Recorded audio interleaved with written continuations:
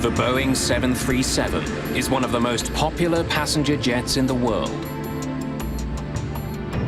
Around the globe, the plane has carried more than 12 billion passengers.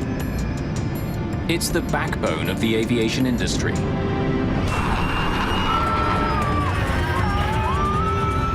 But in 1991, something happened on board a 737 that sent shudders through the world of aviation.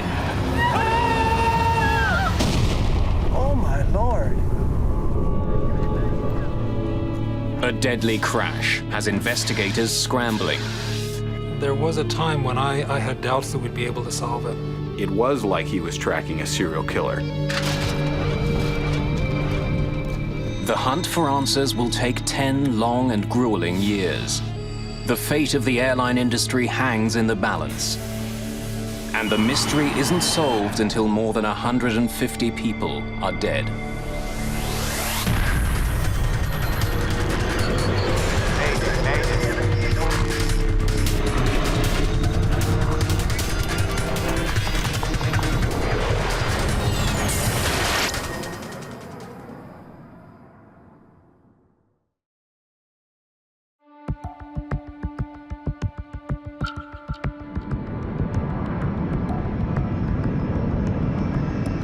"9:40 a.m., March the 3rd, 1991.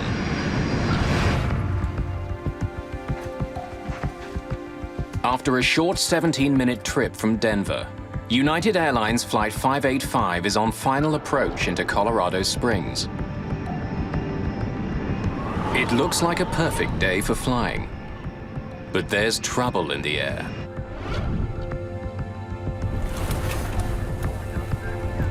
Nice looking day. Hard to believe the skies are unfriendly. There's been heavy turbulence during the flight, and violent gusts of wind are forecast over Colorado Springs. Never driven to Colorado Springs and not gotten sick. At the controls is 52-year-old Captain Harold Green, a pilot with 20 years' experience and a sterling reputation. Green's co-pilot is Patricia Eidson. At 42, she's one of the first female flight officers in United's history. Flight attendants, prepare for landing.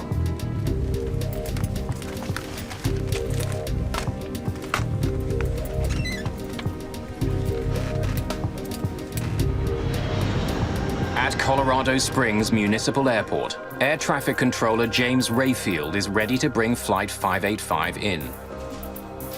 United 585, report the airport in sight. Got it? Yep. Airport in sight, United 585. Lower landing gear. United 585 is cleared for a visual approach to runway 35. Weather conditions, wind 320 degrees at 16, gusting at 29. As its speed decreases, Flight 585 becomes more vulnerable to the turbulence. Eidson wants to know what other planes have experienced on landing. Any reports lately of any loss or gain of airspeed? Yes, ma'am. 500 feet, a 50-knot loss. At 400 feet, a 50-knot gain. And at 150 feet, a gain of 20 knots. Sounds adventurous, thank you. Starting on down.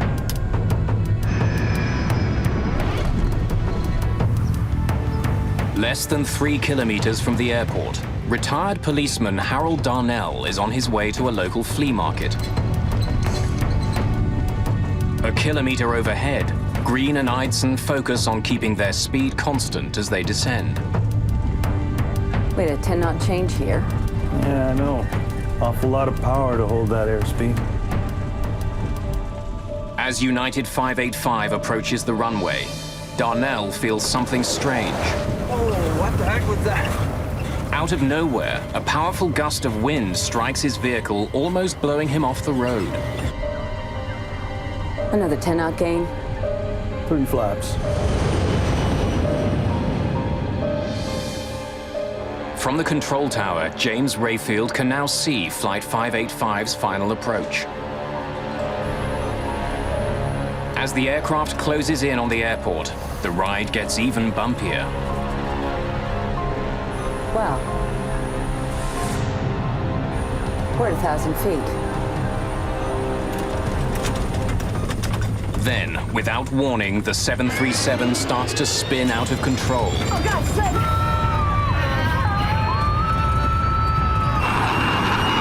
15 flaps! 15!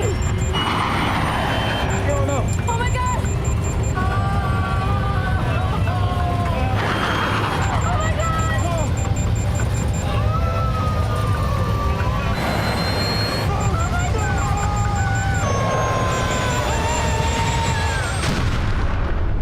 Oh my Lord. Crash! Crash!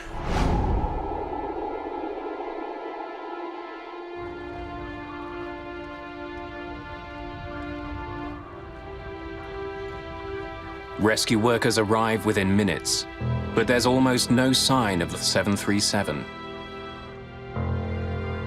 The shattered remains of the 38-ton jet lie buried in a fire-blackened impact crater. The plane didn't skate or bounce, you know, like when a plane comes in normally and lands, it just nosed right in, and where it hits, where it stayed. And I came down here, and this is when I saw all of the, it was horrible. There are no survivors. All 20 passengers and 5 crew members are killed instantly by the high-speed impact and exploding jet fuel. In 10 violent seconds, Colorado Springs has become the site of one of the most mysterious air crashes in aviation history.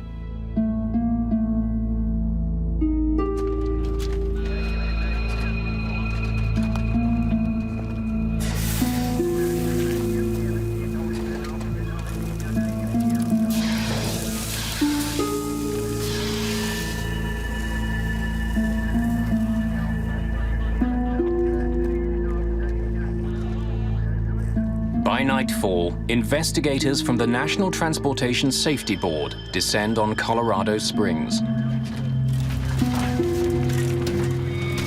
Known to insiders as tin kickers, NTSB investigators examine over 2,000 aviation accidents a year, at times by picking through the metal debris of fallen aircraft.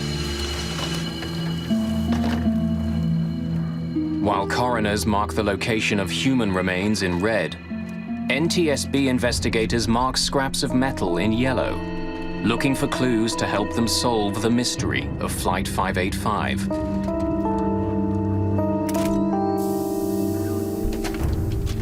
Like investigating a mass murder, it's a tough job walking onto a crash site.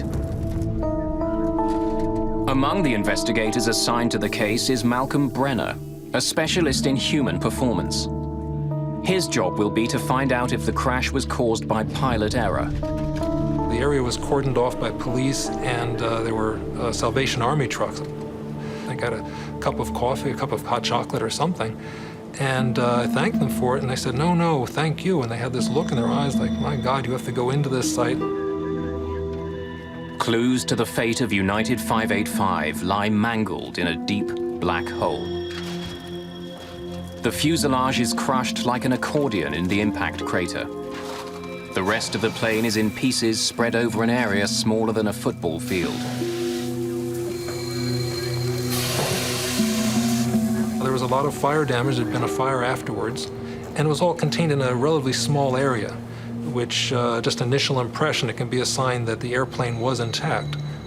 If there was a mid-air explosion or something came off the airplane, you'd expect that to be a much larger site. My first sense that it was going to take some time to investigate the accident was the damage that we saw in the parts. When they're burnt and broken, the process always takes longer. But with their work just beginning, members of the NTSB have no clue that the case of United 585 will become the longest crash investigation in aviation history.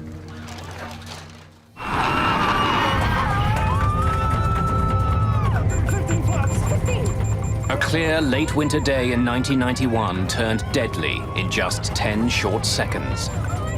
Moments from landing in Colorado Springs, United Airlines Flight 585 fell out of the sky at 370 kilometers per hour. Crash! Crash! All 20 passengers and 5 crew members died.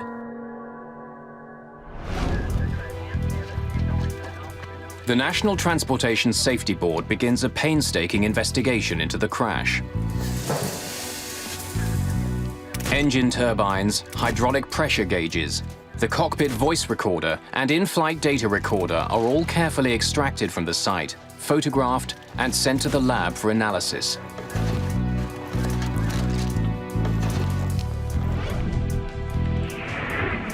An important first step in the investigation is the analysis of the cockpit voice recorder. With pilot error a factor in 70% of air disasters, Malcolm Brenner's job is to see what role pilots Green and Eidson played in the crash. This crew was, and I felt this at the time, was one of the more impressive crews that I'd ever dealt with.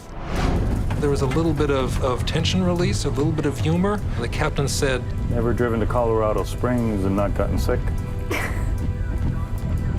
The first officer suggested that they add extra speed as a safety margin. The captain agreed with it. It was good interaction. Got it? Yep. Airport in sight, United 585. Lower landing gear. This is a sense of an excellent crew, caught randomly, if anything. So again, that was my first impression, is that this would be consistent more with a hardware situation.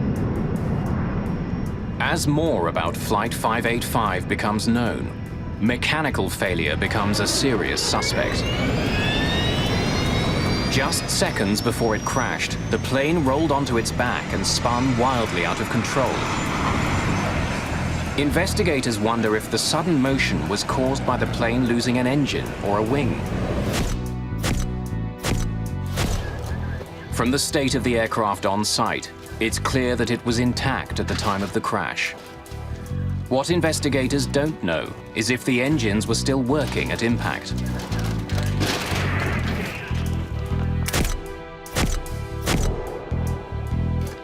Technicians examined the engine turbines.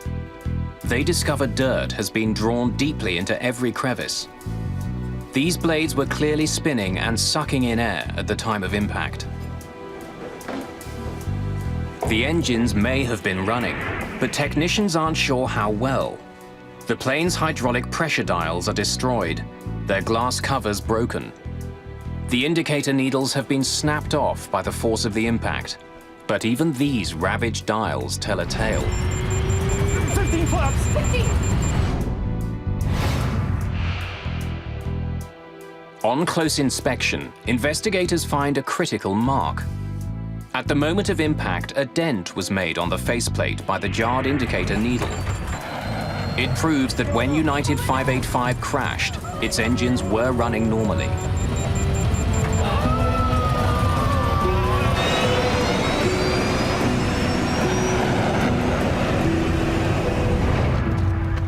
With engine failure ruled out, there seems to be only one other mechanical explanation for why 585 suddenly rolled over and then fell out of the sky. It appears increasingly likely that the plane had suffered a catastrophic problem with its flight controls. Investigators quickly become suspicious of the rudder at the back of the tail. We focused in after eliminating other flight control surfaces that we thought could contribute to the roll. We started looking at the rudder. Bring that up so I can take a look at it. Investigators begin their examination of the rudder on site, but the violence of the crash makes the job extremely difficult. Almost nothing left.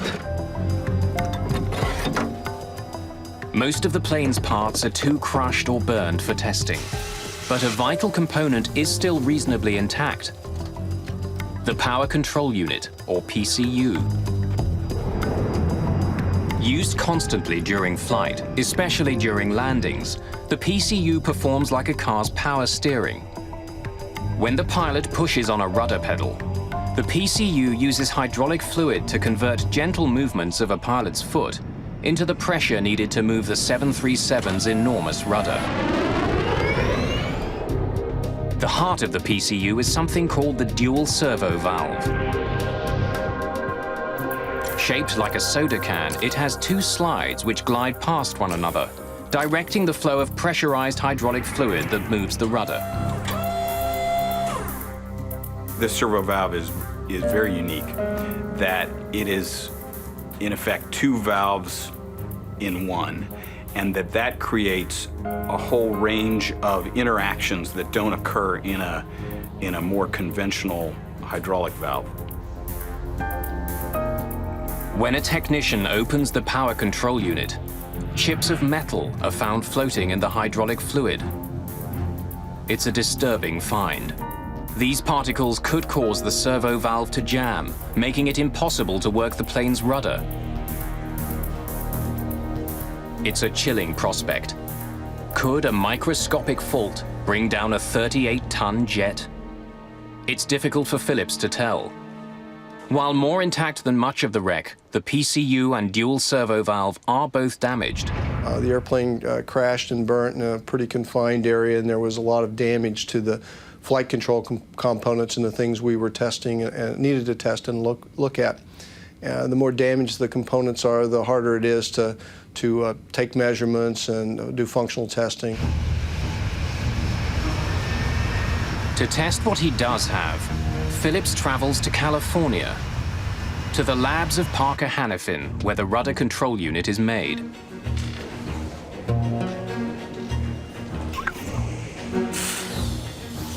The curious metal chips floating in the PCU's chambers are dismissed. Phillips is told that filters keep them out of the delicate servo valve that directs fluid and moves the rudder. Nothing else is found that could explain any sudden movement of the rudder on Flight 585. We didn't have any absolute indication or information that we could point to that said the rudder power control unit, the servo valve, or any part of that flight control system caused that accident. Phillips still suspects a mechanical problem, but with no conclusive evidence that the PCU or servo valve caused the crash, he's forced to sign off on the tests. It's a pass.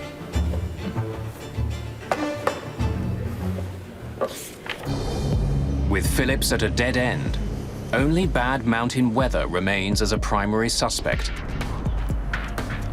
An expert on weather-related aviation accidents, Greg Salatolo is trying to determine if heavy winds on the day of the crash were a factor. There is a history of events where there have been airplane accidents attributed to mountain waves or rotors. In 1966, a BOAC 707 near Mount Fuji disintegrated in a mountain wave and rotor. High winds crashing over mountain peaks leave so-called wind rotors in the lee side. Invisible, highly turbulent downdrafts that come plunging down with devastating power and are extremely dangerous to aircraft. We found a great deal of evidence looking at the surface upper air data and talking to witnesses in the area that rotors were a possibility. An explosion, it was right over there. Salatolo hears several eyewitness reports of bizarre mountain weather on the day of the crash. One of the most intriguing is from Harold Darnell, What the heck was that? whose truck was struck by a powerful gust of wind just moments before 585 crashed. But as Greg Salatolo combs through his evidence, the theory that a wind rotor knocked the plane from the sky is getting less and less likely.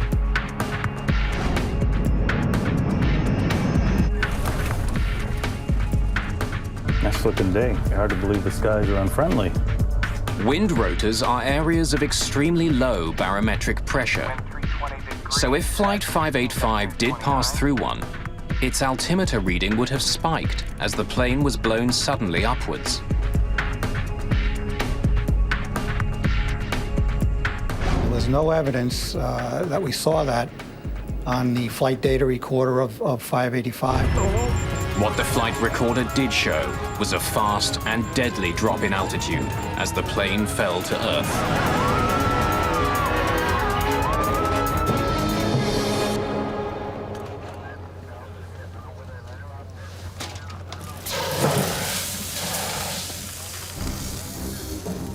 It's been 21 months since the investigation into the crash of United Flight 585 began. Almost 2 years in which the NTSB has studied the crew, the weather, the rudder, and thousands of other pieces of evidence. They've come up empty-handed. For only the fourth time in its history, the NTSB releases a report which doesn't reach a conclusion. The cause of the crash of Flight 585 is undetermined.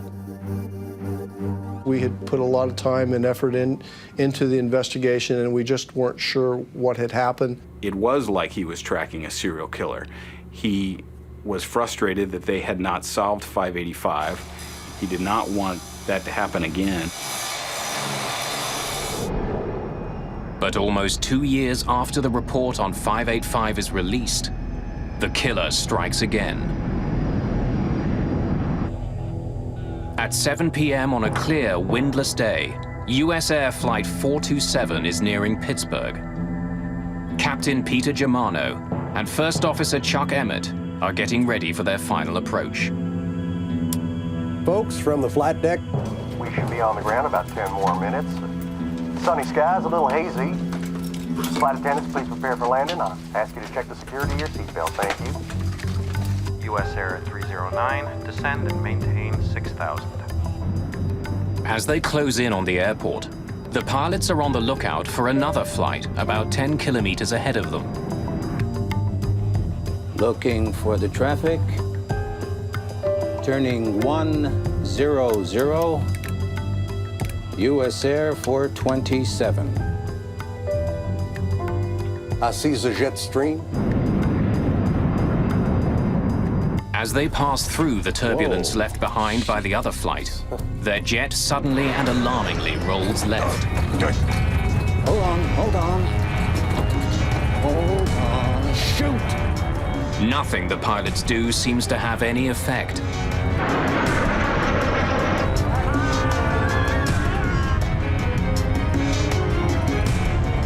What the hell is this?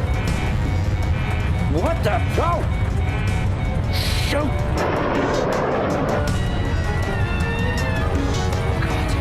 Oh God. 427, emergency!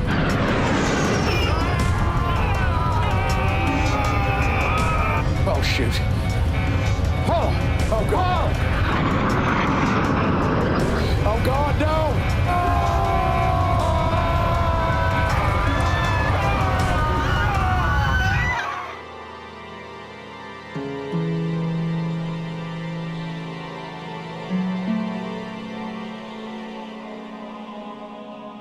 Rescue crews arrive quickly, but the fate of Flight 427 is tragically clear. There's no hope for the 132 passengers and crew. The human carnage is so bad, authorities declare the crash site a biohazard. USAir 427 accident was the first U.S. accident where biohazard suits were used, and it made it more difficult. They were uncomfortable, they were hot, and to this day, when I put on a pair of rubber gloves, for any reason, I'm instantly transformed back to the site in Pittsburgh. Captain John Cox, a 737 pilot and a flight systems specialist with the Airline Pilots Association, is asked to join the team investigating the crash of Flight 427. As coroners attempt to collect human remains, NTSB lead investigator Tom Houter already knows his hunt for clues will be long and painstaking. When we first arrived at the crash site, well, first of all, there was no aircraft there. There were only bits and pieces of the airplane. It wasn't really recognizable as an airplane. With the help of eyewitnesses, information from the flight data recorder and the cockpit voice recorder, investigators begin to quickly see some striking similarities between 427 and the unsolved case of United 585. In fact, they seem to be mirror images of each other. On final approach, United 585 rolls right, while USAir 427 rolls to the left. Oh, God, flip! Hang on. Both crews are caught by surprise, and after just a few terrifying seconds, both aircraft plummet straight into the ground. Certainly the whole team was aware of the previous accident with United 585 in Colorado Springs. We try to keep that in the back of our minds and take a look at this one as to what it presents to us. As the investigation continues, the list of similarities grows. 427's engines were also attached and functioning at the time of impact. But for all the similarities, there's one important difference. Unlike United 585, as USAir 427 approached Pittsburgh, weather conditions were dead calm. Folks from the flight deck, we should be on the ground about 10 more minutes. Sunny skies, a little hazy.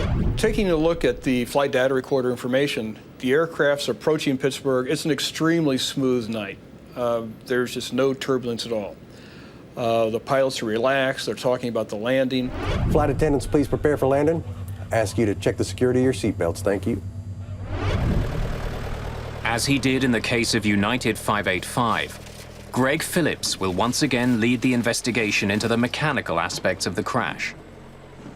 Almost immediately, he makes a promising discovery. Miraculously, much of USAir 427's tail and rudder appear intact.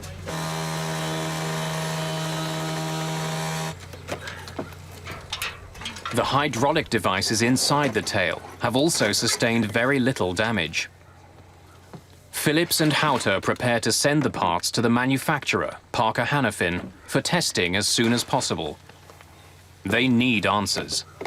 Pressure on the NTSB to solve the accident is growing quickly.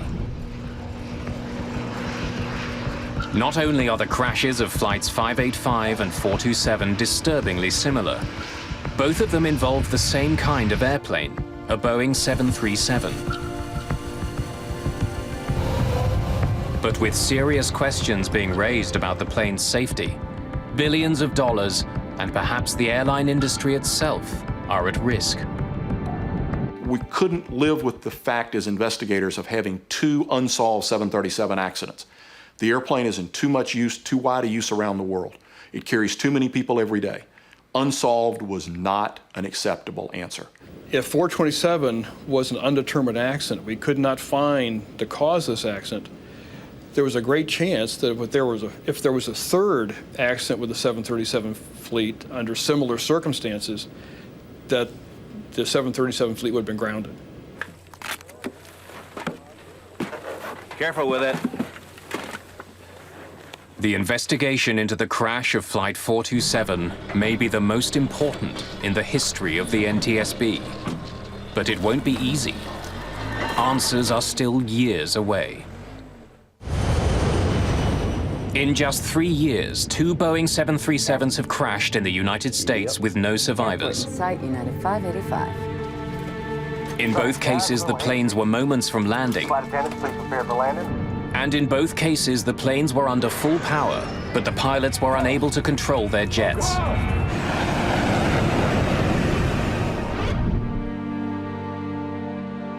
In the crash of United Flight 585, NTSB investigators were unable to find a cause. Now they're searching for clues into the second crash, USAir Flight 427. As the investigator in charge, I never allowed myself to think this investigation could go undetermined. We kept on pushing and kept on researching. As long as we had things to research, we kept on going. To find their killer, the NTSB can't afford to rule anything out. From the possibility that a collision with birds brought 427 down, to strange, even bizarre theories. They looked at electromagnetic interference. They got calls from people saying it might be Russian death rays. They considered everything. There were a couple of witnesses who gave reports of the aircraft suddenly descending and hovering before it blew up. We discounted those. But the investigation's primary suspect is the dual servo valve, part of the power control unit that moves the 737's rudder, and a suspect in the crash of United 585. Parker Hannifin made the valve.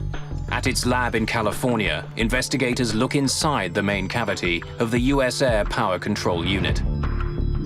Just like in the earlier crash, they find tiny chips of metal floating in the hydraulic fluid. But once again, Parker and Boeing repeat their claim. Filters designed to stop any debris from interfering with the delicate metal slides have done their job. Investigator Greg Phillips wants to be absolutely sure. If the chips were blocking the slides, they would have left tiny scratch marks behind where they rubbed against the metal. But Phillips can't find any. Another pass. Okay. Phillips has technicians put the servo valve from Flight 427 through as many tests as he can think of, trying to find a weakness. If he can find one, it could explain why two planes were ripped from the sky. But he comes up empty. That unit passed all its operational tests. There wasn't any indication that it had failed, and it operated within the parameters we expected it to.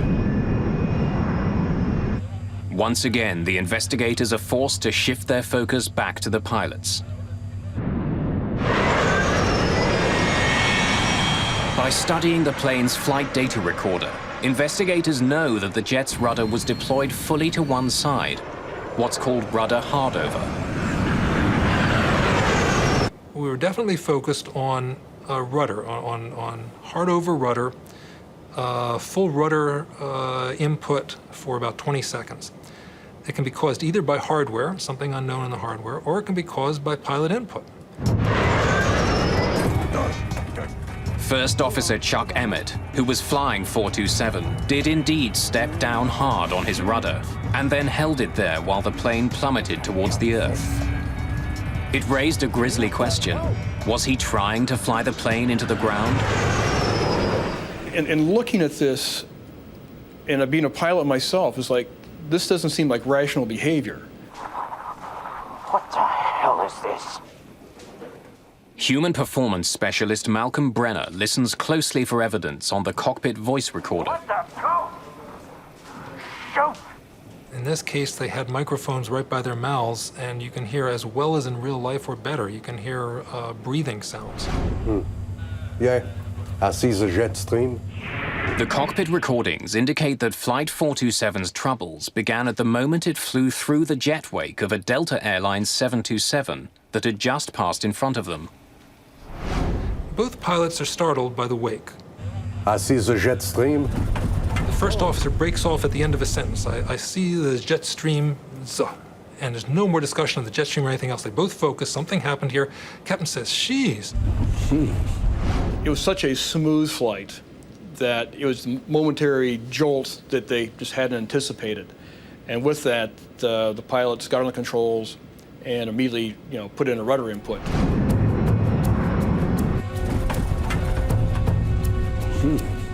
The cockpit recorder even records the thumping sound of the jet stream turbulence as 427 flies through it. As Flight 427 encounters the turbulence, Brenner hears something unusual. First Officer Emmett begins to grunt.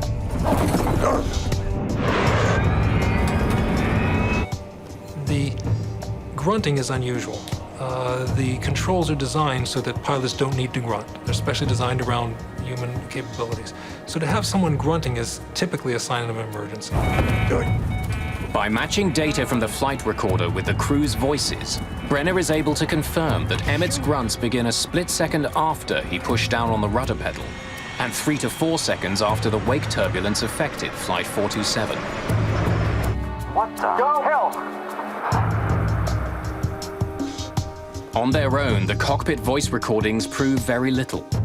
But it seems clear that the crew weren't trying to crash their plane. Something happened which took them by surprise. They reacted as quickly as they could, but nothing they did seemed to help. What the hell is this?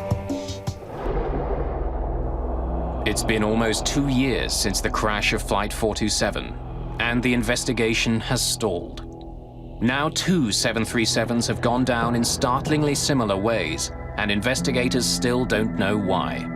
We were all frustrated as months wore into years. What were we missing? It definitely took a toll in their personal lives. They worked incredibly long hours.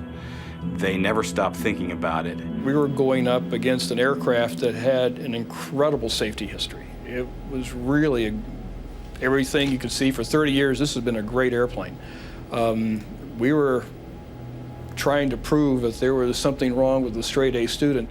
It clearly was on his mind. He, at one point, had a nightmare about it where he dreamed that he was in front of a congressional committee that was grilling him on now there had been a third 737 crash, and in Tom's dream, all of the cameras were pointing to him, and a congressman asked, "Why didn't you ground the fleet?"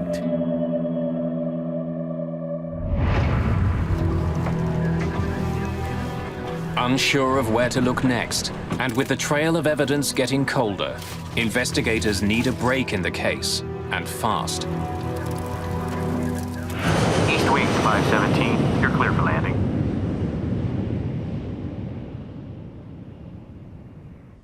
On June the 9th, 1996, they finally get the break they've been looking for. Captain Brian Bishop is on final approach to Richmond, Virginia, when, without warning, his Eastwind jet rolls sharply to the right.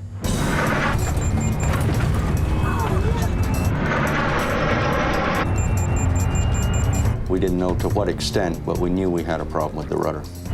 I turned the yoke the opposite direction, stood on the opposite rudder pedal. The pedal didn't move for me. For over 30 seconds, the 737 flies in a precarious right bank as Bishop fights to keep it from rolling over. Then suddenly, the unknown forces holding the jet let go, snapping the wings back to horizontal. In a matter of seconds, it released itself and went back to normal. We had started the checklist. Almost before I could finish the sentence, all of a sudden there was just a wham.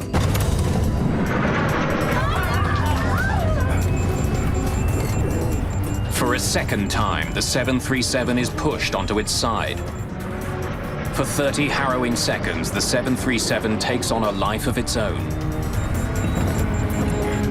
Then, once again, as quickly as it began, the rollover stops. After the second time, I looked at the first officer and I said, "Declare an emergency. Tell the controller we have flight control problems."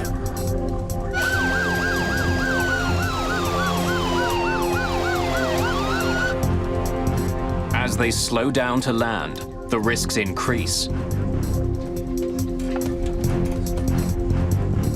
If a third rollover occurs, they won't have enough airspeed to recover.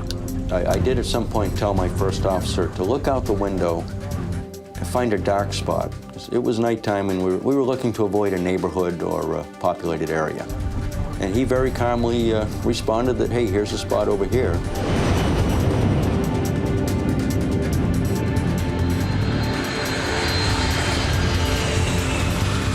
But there is no third rollover. Bishop brings Flight 517 in high and fast and lands safely. Taxiing in is when I realized my legs were shaking. We got the aircraft to the gate, and I did pick up the PA to make an announcement to try to explain what had just happened to these people. And on picking up their microphone, I realized there was nothing I could say to make this any better. And probably for the first time in a long time, I was at a loss of words. So I simply put the microphone down and let it go at that. But Bishop won't remain speechless for long. By the next day, the investigation team has arrived in Richmond. Flight data recorded it was undamaged, an airplane undamaged. We launched to the scene. The airplane literally didn't move, stayed at its location, the airport, till we got down there. There were a lot of FAA, a lot of NTSB, and they all wanted to talk to us very badly. It gave the NTSB a tremendous break because suddenly they had a 737 that had had a rudder incident that was intact, and they had a pilot who was alive and who could talk about it. I think they were much happier to have the airplane than me. I think the airplane probably gave them more to research than I ever could. NTSB investigators quickly determined that what happened on board Eastwind Flight 517 is alarmingly similar to events on Flights 427 and 585. If they can discover why Bishop's 737 rolled over, they may be able to crack 2 mysterious and fatal accidents. And when we said, well, what happened? They said there was something wrong with the rudder pedal. The pedal wouldn't go down. I was standing on the rudder pedal and I couldn't get it to go down. My God. With Bishop's first-person testimony, investigators immediately zero in on Eastwind's rudder controls. The power control unit is removed, inspected, and then tested again and again. To the frustration of everyone, the unit performs perfectly. We tested that aircraft as is. It was intact. We went through it completely. We did flight tests with it, and it passed all tests. After a 5-year hunt for clues, a third mysterious rudder event on a 737, and a live pilot as a witness, Tom Houter still lacks the evidence he needs to crack his case. He decides to push his chief suspect, Flight 427's rudder controls, a little harder.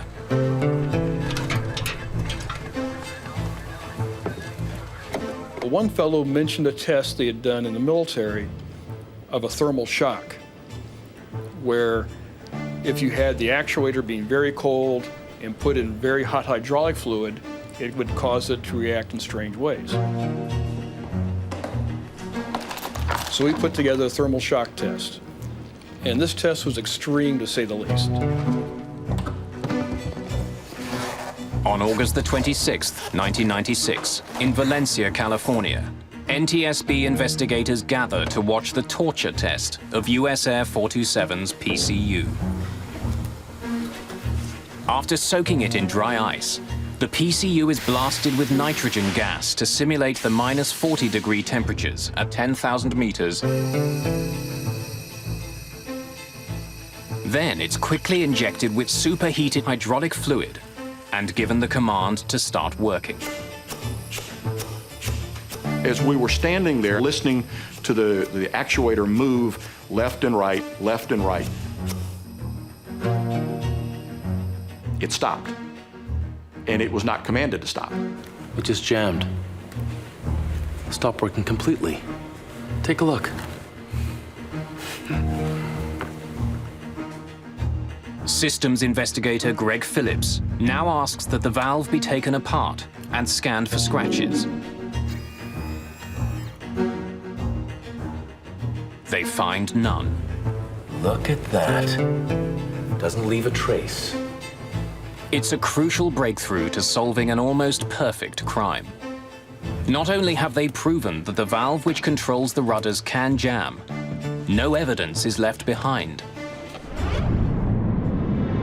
Tom Houter and his team have now found that a small hydraulic valve that controls the rudder of the world's most popular commercial jetliner can jam in the right circumstances. It's an ominous discovery, but incredibly, there's another shocking surprise in store for the investigators. October the 15th, 1996. For the last 5 years, the National Transportation Safety Board has been struggling to crack its toughest case. 2 completely separate but seemingly linked accidents. The crash of United 585 killed 25 passengers and crew.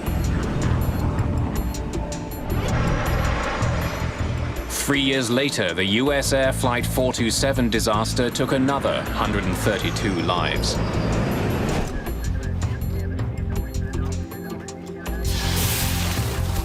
Now, after examining hundreds of clues, investigators have made a surprising discovery. A new test has revealed that under the right circumstances, the hydraulic valve that moves the 737's rudder can jam. It just jammed. But the surprises aren't over. The most important breakthrough came when a Boeing engineer, examining the data from that test, discovered some numbers that indicated the valve at that point had actually reversed. Whoa. It's a stunning revelation. Not only can the servo valve jam, but it can then function in reverse. It means that any time a pilot tries to correct a rollover by pushing on the rudder might turn in the opposite direction, causing a fatal accident. And the reversal is like driving your car. You turn to the right, it goes left. You're not going to figure out this failure mode until you go off the road. And in these cases, that's the pilots were faced with, something so unusual that they didn't understand what was happening. What the hell is this? They had evidence now that the valve was unique, that the valve not only could jam, but would reverse. 427, emergency! That would explain why the first officer, Chuck Emmett, would keep his foot on the rudder pedal, because he's thinking, why isn't the plane going right? And he's feeling the plane go to the left. To the very end, Chuck Emmett pushes hard, hoping his rudder will help him pull out of his deadly spiral. Tragically, he has no way of knowing that he's steering the aircraft straight into the ground. Ever driven to Colorado Springs and not gotten sick?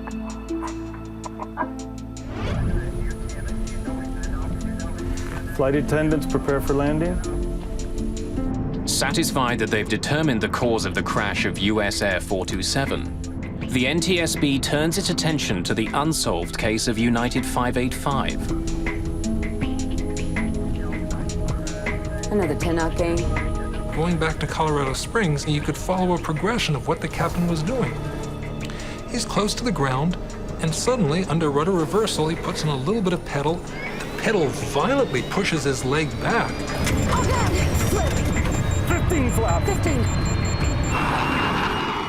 Rudder reversal certainly fits what I know about this crew and how it fits. We were able to show the failure mode. It matched the flight data recorder from each aircraft.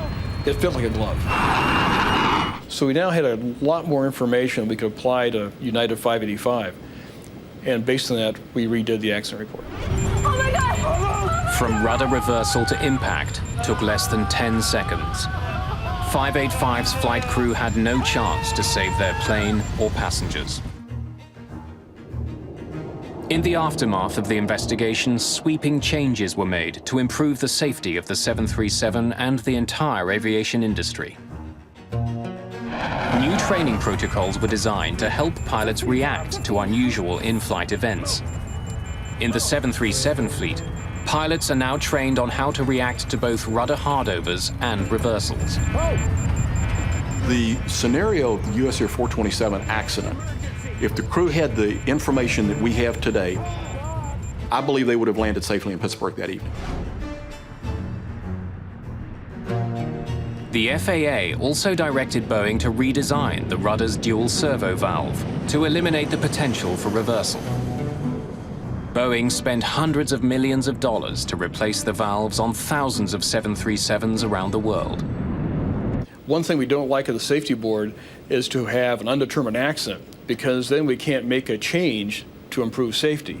So out of USAir 427, United 585, we have a much safer 737 fleet.